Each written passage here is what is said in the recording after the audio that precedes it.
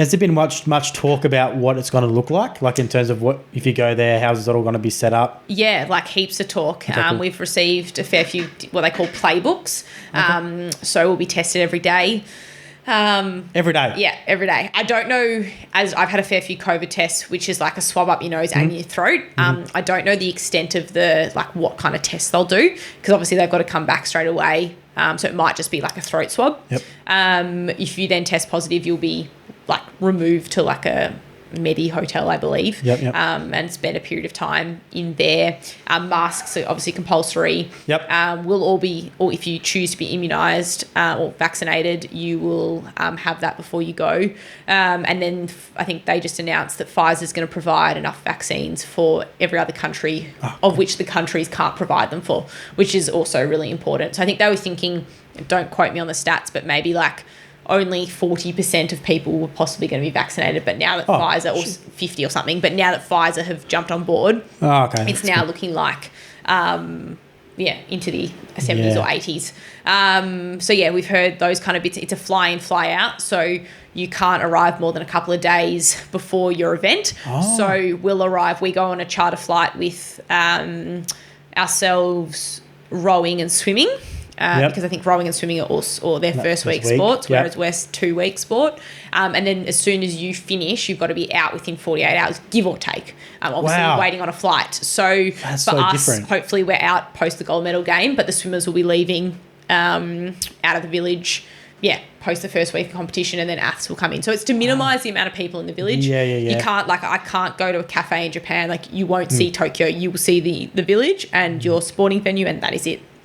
Spectators will just be able to clap. They can't cheer, I think, because I think they think that people will, like, you know how COVID's an airborne disease. You could, if someone had COVID in the crowd. But I think also crowd members, someone said the other day, had to be tested, which I was, when I say surprised at, I just hadn't heard. Lots of measures in place to make sure that it's a COVID-safe games, as safe as it possibly can be. I guess they're going to go overboard just to kind of make it, because it's such a big event, and it's going to be political based as well. Like, other countries are going to look at them and be like, so they're going to do everything to kind of make it. They're going to go into excess almost. Like, it seems a bit like they can clap, but they can't. That seems a bit. Which suits the Japanese population and community anyway, because they're not, if you came to Australia and you said Australians you can't cheer, that wouldn't work. Like, we are so obnoxious and loud. Like, you go to the footy and you see that, whereas the Japanese are very respectful and polite, and that's probably how they do support anyway. They're probably not people to cheer, and there's no international spectators, so that will be a challenge, obviously, not having any friends or family in the crowd, which I think is one of the most special things. It's from what I've heard from other athletes who have been, is having your family in the crowd. I think that'll be a tough thing to manage and deal with. Is there going to be an opening ceremony? I believe so. Right. But we don't know I don't know if people will march. We typically, as hockey players, don't march because we play the next morning anyway. Okay. It's a lot of time on feet, which, I mean, I spend a lot of time on my feet because I'm working and walking. But, like, if you're a swimmer, like, my best friend's a swimmer. I remember saying pre the com game, she had to, like, introduce walking into her schedule, into her training schedule, which which I laughed at. If you're listening, Jess, yes, I laughed at you. Because they had to walk around the village. The opening and closing ceremony is typical. Opening in particular is a lot of time on feet, a lot of extra stress that's obviously not necessarily needed. Don't know. And tournament structure as well is a hell of a lot different than just playing. Well, most people think you play like a weekend club game. You don't get, get 1 day. Is it 1 day off and you play again the next day? Our schedule's pretty full on. So we play 10 a.m. day 1, 12 p.m. day 2. We have day 3 off. We play at 6 p.m. on day 4 and then 9:15 on day 5. We have day 6 off. We play at 11:15 the next day. And then we have a day off. I think that takes us to Monday or Tuesday. And then you play your quarter, day off, semi, day off, final. So you got to play a couple of games, you got back to back. And you got to finish top 4. In your pool. In your pool. Do you know who's in the pool? Us, Spain, New Zealand. Okay. This is really going to test me. I really should know this. Japan, Argentina. I'm missing one. I don't know, but... China, maybe. Okay. Yeah. So there's 7 6 in a pool. 6 in a pool, yeah, Yeah. got finished Yeah, top 4. Yeah. That'd be good though. New Zealand's in that same pool. And do you reckon Yeah.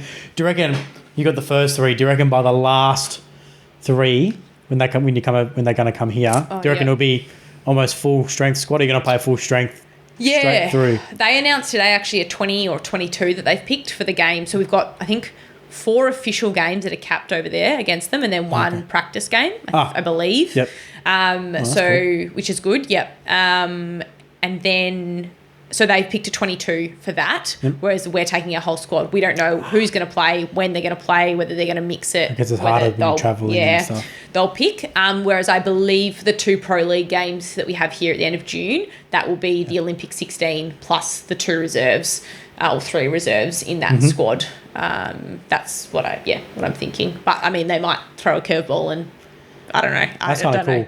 Yeah, so I'm excited. I might come down and watch. Yeah, the tickets have just gone on sale. When they come down here, what is it? June? Yeah, 20. I said this to my work colleague the other day. It's the Saturday and Sunday. We play at 3 and the boys at 12:30. I'm going to say the 27th, 28th, or it's the 26th, 27th of June. Okay, cool. Yeah. So yeah, we'll put that in the show notes. Yeah, yeah. There you go, Chris. I said it properly. Yeah. Grab your tickets. Come on down. They're hoping for. I mean, hopefully crowds are allowed, but like a full house because that will be the send off before the group heads away. It's August.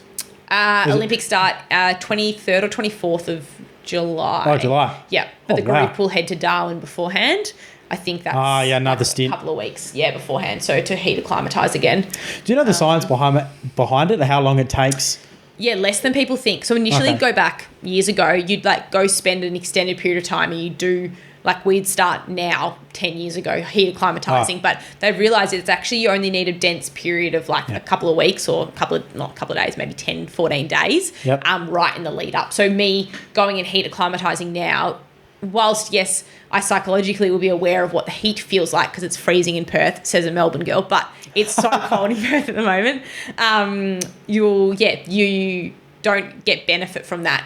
Yeah. Unless if I was going away tomorrow to Japan, I would have had to have spent the last like 10 to 14 days getting ready. So about 10 to 14 days, and then how long? So before you diminish. Oh. You don't know how long? I don't actually know. Yeah, okay. Yeah. So, and I mean, because we'll go to the Olympics and be in heat again, you constantly acclimatise. I already feel like I stayed on for a couple of days in Broome after Darwin. Oh, nice. So I've been back now for a week. And not that I've lost the benefit already. I haven't. But, yeah, it's already noticeable. Like, whereas when I first got back, training was so cold. It was, 20 degrees, but we'd been in 34. Did it feel better to train? Like easier to kind of... After a while, yeah. The first session we had was not even a hard session and that felt hot. Oh, yeah. Whereas then by the end of it, we played at 11:15 and you were much more comfortable in it. But the first training back when you came back into Perth? Easy.